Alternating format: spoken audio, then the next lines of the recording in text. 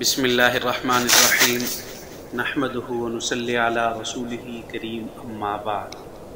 احباب گرامی، آج ہمارا تخصص فی الفقہ کا 30واں سبق ہے، اور اس 30ویں سبق کا عنوان ہے زمانہ کی تبدیلی سے احکام کی تبدیلی کا حکم۔ زمانہ کی تبدیلی سے احکام کی تبدیلی کا حکم، یعنی تغییر الاحکامی بتغییر الزمانی۔ فقہا کی عبارات میں یہ بات مشہور ہے کہ احکام زمانے کی تبدیلی سے احکام زمانے کی تبدیلی سے تبدیل ہو جاتے ہیں۔ دیکھیں، فقہا نے یہ بات متعدد مقامات پر ذکر کی ہے۔ علامہ ابن عابدین علیہ رحمہ نے باب الوتر میں اور نوافل میں اس کا ذکر کیا ہے کہ زمانے کے اختلاف کی وجہ سے بہت سے مسائل میں مصلحتوں کے مطابق احکام بدل جاتے ہیں، اور اسی طریقے سے فرمایا کہ شیخ محمد خالد العطاسی نے اپنی شرح مجلہ میں اس کی کافی ساری مثالیں اور قیودات بھی ذکر فرمائی ہیں۔ لیکن یہ بات ذہن میں رہے کہ یہ کوئی قاعدہ کلیہ نہیں کہ زمانے کے ساتھ تمام احکام شرعیت ہی تبدیل ہو جائیں، جیسا کہ ہمارے دور کے کچھ اباحت پسند لوگ کا خیال ہے کہ اس قاعدے سے مراد صرف یہ ہے کہ چند احکام زمانے کی تبدیلی سے بدلتے ہیں، اور یہ تبدیلی عام طور پر 4 صورتوں میں سے کسی ایک صورت میں ہوتی ہے۔ میں ان 4 صورتوں کو ذرا وضاحت سے بیان کرتا ہوں۔ پہلی صورت دیکھیے ذرا، پہلی صورت یہ ہے کہ کوئی حکم کسی علت پر مبنی تھا، پس جب زمانے کی تبدیلی سے وہ علت ختم ہو گئی تو اس کے ختم ہونے کی بنا پر حکم بھی تبدیل ہو گیا۔ کیا صورت ہے کہ کوئی حکم کسی علت پر مبنی تھا، جب زمانے کی تبدیلی سے وہ علت ختم ہو گئی تو اس کے ختم ہو جانے کے بنا پر حکم بھی تبدیل ہو گیا۔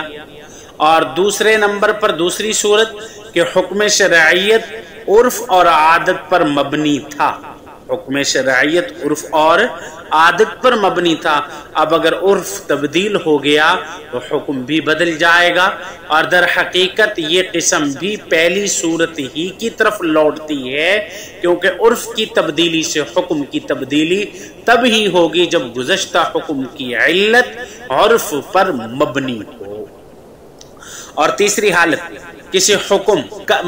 حالت یہ کہ کبھی حکم کسی سخت ضرورت یا عام ابتلا، جسے ہم عموم بلوہ کہتے ہیں، یا عموم بلوہ کی وجہ سے تبدیل ہو جاتا ہے، یہ تبدیلی صرف بقدر ضرورت ہی ہوتی ہے۔ اور چوتھی صورت، کبھی حکم شرعیت سد ذرائع کی وجہ سے تبدیل ہو جاتے ہیں۔ اسی طرح کوئی کام بذات خود تو جائز اور مباح تھا، لیکن اس کے لیے روک دیا گیا کہ وہ کسی ممنوع کام تک پہنچانے کا ذریعہ بن رہا ہوتا ہے، اس لیے ایک صورت حکم کے تبدیل ہونے کی یہ بھی ہے۔ میں اب اسی طرح پہلی صورت کو تفصیلاً ذکر کرتا ہوں کہ علت کی تبدیلی سے حکم کی تبدیل، علت کی تبدیلی سے حکم کی، کہ فقہا کے ہاں یہ بات تسلیم شدہ ہے کہ حکم کا دار و مدار وجود اور عدم کے اعتبار سے علت پر ہی ہوتا ہے، لہذا اگر علت پائی جائے گی تو حکم ثابت ہوگا، اور علت ختم ہو گئی تو حکم بھی ختم ہو جاتا ہے۔ تو پھر کبھی حکم کی علت ایسی دائمی ہوتی ہے، کبھی ختم نہیں ہوتی، تو ایسی صورت میں اس کا حکم بھی کسی زمانے میں تبدیل نہیں ہوگا۔ جیسے زنا ہے، چوری ہے، اور شراب پینے اور حالت اضطراب کے علاوہ خنزیر کھانے کی حرمت، ان احکام کی علت ایسی دائمی ہے جو کبھی منقطع نہیں ہوں گی۔ زنا ہے، چوری ہے، جو بھی علت ہے ہمیشہ کے لیے، زمانے کی تبدیلی سے یا علت کے مختلف ہونے سے حکم کا مختلف ہونا یہاں نہیں ہوگا۔ ہاں کبھی حکم کی علت تبدیلی اور خاتمے کے قابل ہوتی ہے تو تب حکم بھی علت کی تبدیلی سے بدل جاتا ہے۔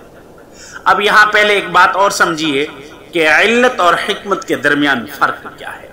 علت اور اگر میں اس کو یوں کہہ لوں الفرق بین العلت والحکمت، کہ حکمت اور علت کے درمیان فرق، یہاں ایک اہم قاعدے کو جان لینا ضروری ہے، اور وہ یہ ہے کہ حکم شرعی کا دار و مدار اپنی شرعی علت پر ہوتا ہے، نہ کہ اپنی حکمت پر۔ اور چونکہ بسا اوقات بعض لوگوں پر یہ معاملہ مشتبہ ہو گیا تو انہوں نے حکمت کو علت گمان کر لیا اور یوں سمجھنے لگے کہ حکمت کا نہ پایا جانا حکم کے تبدیلی میں مؤثر ہوتا ہے، حالانکہ علت اور حکمت کے درمیان بہت بڑا فرق ہے، جس کے ذہن میں جس فرق کا ذہن میں رکھنا انتہائی ضروری ہے۔ دیکھیں، علت ایک ایسا وصف ہوتا ہے جو حکم کے پائے جانے کے لیے بطور علامت کے ہو، اور حکمت وہ فائدہ ہے کہ حکم پر عمل کرنے کی صورت میں اس کے حاصل ہونے کی امید اور توقع کی جاتی ہے۔ اس کی مثال شراب پینے کی حرمت سے سمجھیے۔ شراب پینے کی حرمت ایک حکم ہے، اور شراب مشروب کا خمر یعنی مشروب کا شراب ہونا یہ علت ہے۔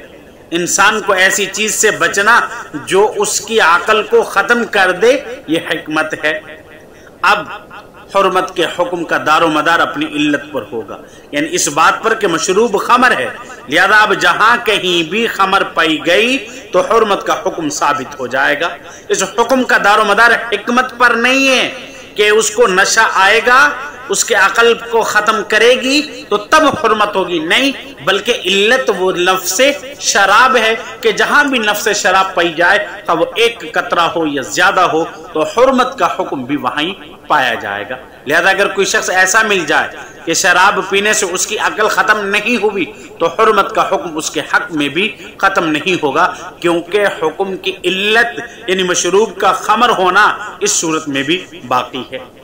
اسی طرح نماز میں قصر کی علت کا نماز والی مثال دیکھ لیجئے کہ نماز میں قصر کی علت سفر ہے، کہ کب نماز قصر پڑھنی ہے، وہاں علت کیا ہے؟ سفر ہے، اور اس کی حکمت کیا ہے؟ وہ مشقت سے بچنا ہے۔